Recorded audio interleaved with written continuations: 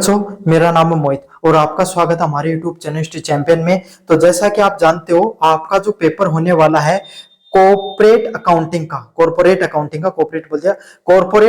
का जो पेपर होता है उससे संबंधित आपके सामने एमडीसी का पेपर होगा। भाई किसका पेपर होगा?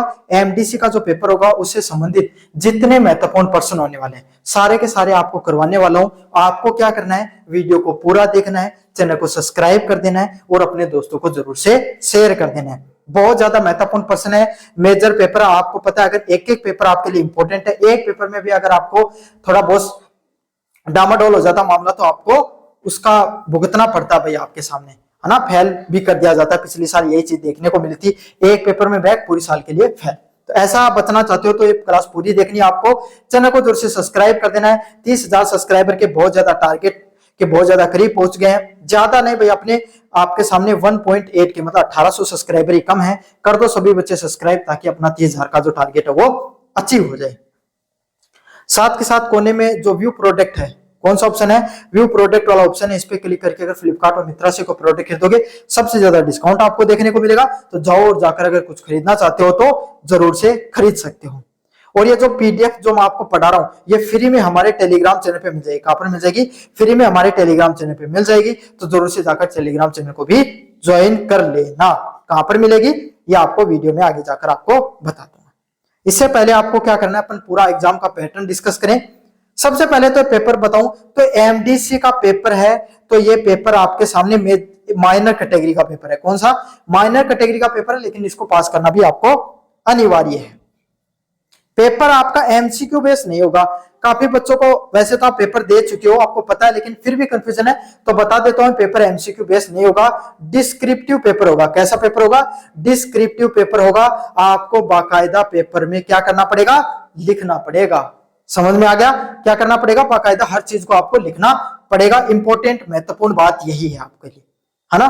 पेपर की बात करूं तो आज के दिन चाहे रेगुलर के विद्यार्थी हो चाहे नॉन कॉलेज के विद्यार्थियों, दोनों के लिए जो पेपर है वो कितने नंबर का आ रहा है? 120 नंबर का। कितने नंबर का आ रहा है भाई? 120 नंबर का पेपर देखने को मिल रहा है। तो अब आपको पास होने के लिए 48 नंबर चाहिए। कितने नंबर चाहिए? मात्र आपको 48 नंबर चाहिए अब पास होने के लिए।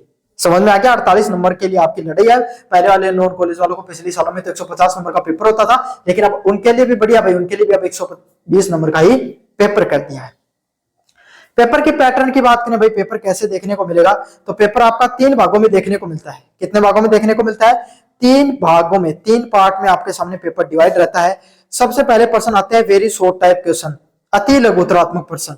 कौन से प्रश्न आते हैं? वेरी शॉर्ट टाइप क्वेश्चन, अति लघुतरात्मक प्रश्न देखने को मिलते हैं। वेरी शॉर्ट टाइप क्वेश्चंस की अगर मैं आपके सामने बात करूं तो आपके सामने 10 क्वेश्चन देखने को मिलते हैं। कितने क्वेश्चन?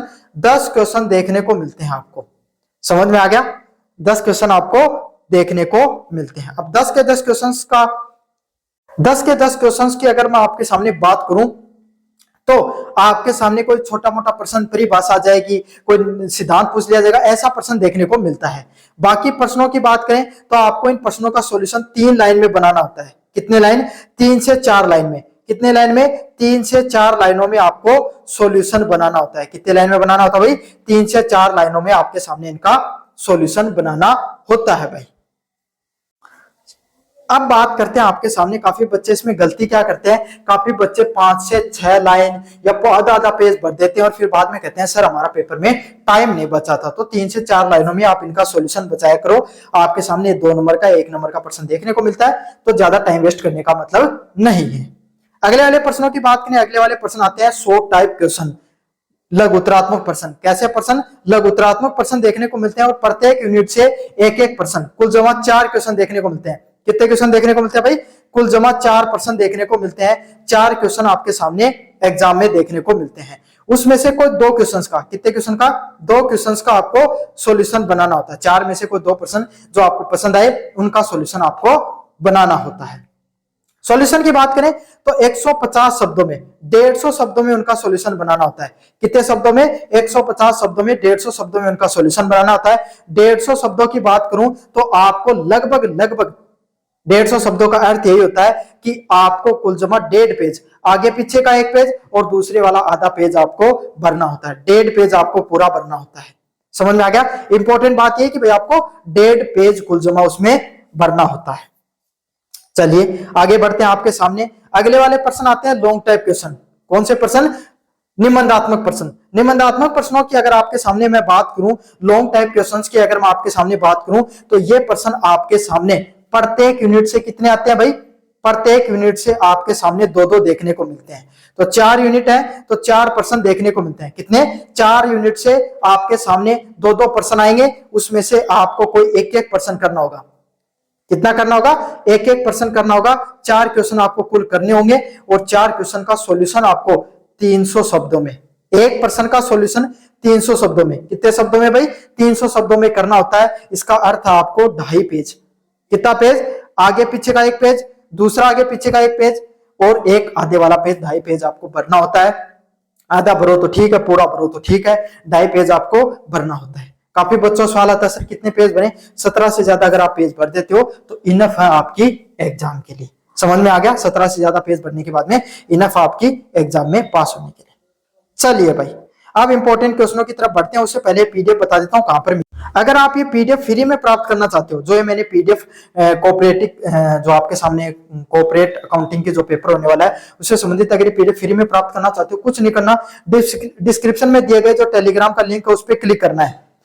उस पर क्लिक करोगे तो आप इस प्रकार के हमारे चैनल पे पहुंच जाओगे। यहाँ पर चैनल पे पहुंचने के बाद में ऊपर की तरफ यूनिवर्सिटी चैंपियन लिखा होगा। क्या लिखा होगा? University champion. यहाँ पर क्लिक करना है। यहाँ पे क्लिक करने के बाद में फाइल वाले सेक्शन पे आ जाना। कौन से सेक्शन पे? फाइल वाले सेक्शन पे आ जाना है। ये रहा फाइल वाला सेक्शन भाई, ये रहा, इस सेक्शन पे आपको आ जाना है। जैसे आओगे कोने में सर्च वाला ऑप्शन मिलेगा। कोने में जैसे सर्च वाले ऑप्शन पे क्लिक करोगे, कॉर्पोरेट आपको सर्च करना है। स्पेलिंग भाई अच्छे से देख लेना, COOPORAT आप सर्च कर लेना। कोऑपरेट अकाउंटिंग 5th सेमेस्टर के नाम से पीडीएफ देखने को मिल जाएगी। इसमें बाकायदा आपके सामने हर एक यूनिट का मैंने सॉल्यूशन आपको करवा रखा। अच्छे से पढ़ शुरू करते हैं अपन क्लास को।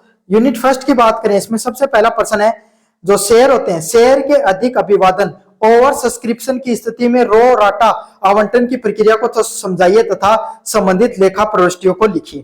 क्या करना है? जो शेयर होते हैं उसमें अभी अधिक अभिदान ओवर सब्सक्रिप्शन की स्थिति क्या होती है? क्या होती है? ओवर सब्सक्रिप्शन की स्थिति क्या होती है? और प्रो राटा आवंटन की प्रक्रिया क्या होती है? कौन सी? प्रो राटा आवंटन की प्रक्रिया क्या होती है उसके बारे में बताना है और संबंधित जो लेखा प्रविष्टियां होती हैं उसके बारे में आपको बताना है। मोस्ट इंपोर्टेंट प्रश्न है भाई। Explain the pro rata allotment in case of over subscription of share and the pass necessary journal entries।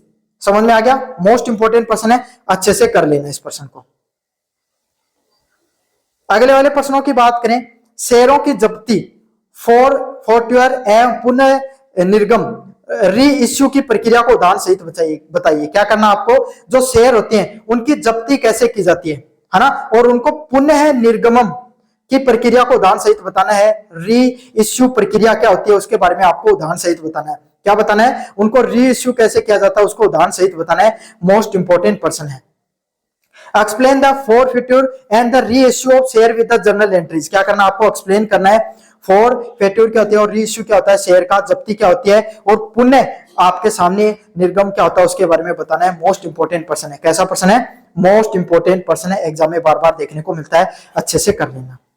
चलिए यूनिट नंबर 2 की बात करें, प्रेफरेंस शेयर क्या होते हैं और डिबेंचर्स क्या होते हैं उसके बारे में अपन देखेंगे।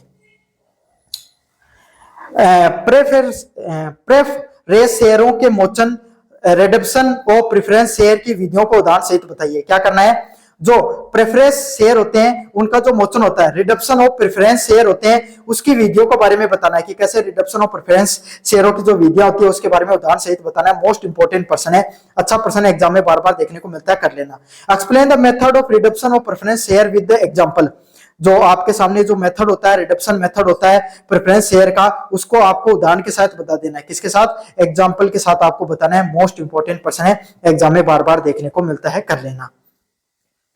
डिपार्चर के निर्गम एवं मोचन, issue and redemption of departure की प्रक्रिया को विस्तार से समझाइए।